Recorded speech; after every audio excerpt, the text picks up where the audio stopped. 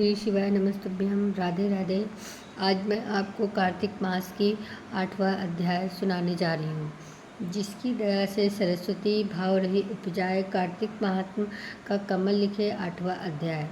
नारद जी बोले, अब मैं कार्तिक व्रत के उद्यापन का वर्णन करता हूँ, जो सब पापों का नाश करने वाला है। व्रत का पालन करने वाला मनुष्य कार्तिक शुक्ला चतुर्दशी को व्रतों की पूर्ति और भगवान विष्णु की प्रीति के लिए उद्यापन करे।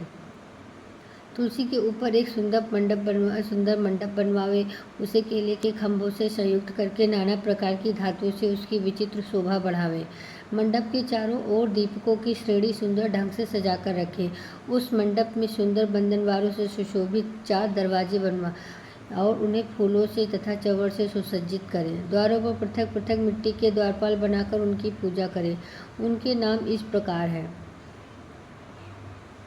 जय, विजय, चंड, प्रचंड, नंद, सुनंद, कुमुद और कुमुदाक्ष। उन्हें चारों दरवाजों पर 2-2 के क्रम से स्थापित कर भक्ति पूर्वक पूजन करें। तुलसी की जड़ के समीप 4 रंगों से सुशोभित सर्वतोभद्र मंडल बनावें और उसके ऊपर पूर्ण पत्र तथा पंचरत्न से संयुक्त कलश की स्थापना करें। कलश के ऊपर शंख चक्र गदाधारी भगवान विष्णु का पूजन करें। भक्ति पूर्वक उस तिथि में उपवास करें तथा रात्रि में गीत वाद्य कीर्तन आदि मंगलमय आयोजनों के साथ जागरण करें। जो भगवान विष्णु के लिए जागरण करते समय भक्ति पूर्वक भगवत संबंधी पदों का गान करते हैं, वे सैकड़ों जन्मों की पाप राशि से मुक्त हो जाते हैं। जो मनुष्य भगवान के निमित्त जागरण करके रात्रि भर भगवान का कीर्तन करते हैं, उनको असंख्य गोदान का फल मिलता है। जो मनुष्य भगवान की मूर्ति के सामने नृत्य गान करते हैं, उनके अनेक जन्मों के एकत्रित पाप नष्ट हो जाते हैं।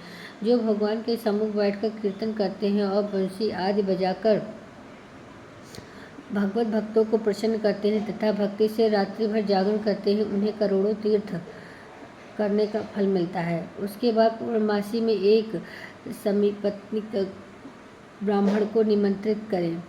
प्रातःकाल स्नान और देव पूजन करके वेदी पर अग्नि की स्थापना करें और भगवान की प्रीति के लिए तिल और खीर की आहुति दें।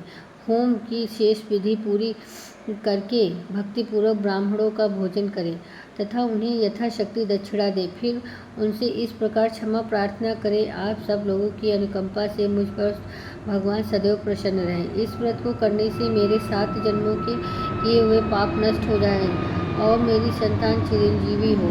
इस पूजा के द्वारा मेरी सभी मनोकामनाएं पूर्ण हो। मेरी मृत्यु के पश्चात मुझे अतिशय दुर्लभ विष्णु लोक की प्राप्ति हो। पूजा की समस्त वस्तुओं के साथ गाय भी गुरु को दान में दें। इसके पश्चात घरवालों और मित्रों के साथ स्वयं भोजन करें।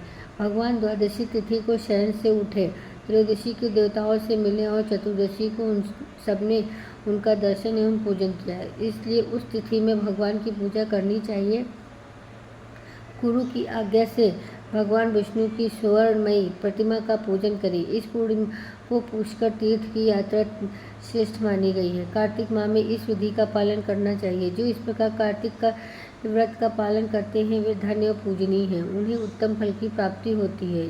जो भगवान विष्णु की भक्ति में तत्पर हो, कार्तिक में व्रत का पालन करते हैं, उनके शरीर में स्थित सभी पाप तत्काल नष्ट हो जाते हैं। जो श्रद्धापूर्वक कार्तिक के उद्यापन का महात्म्य सुनता या सुनाता है, वह भगवान विष्णु का सायुज्य प्राप्त करता है। राधे राधे। श्री शिवाय नमस्तुभ्यम।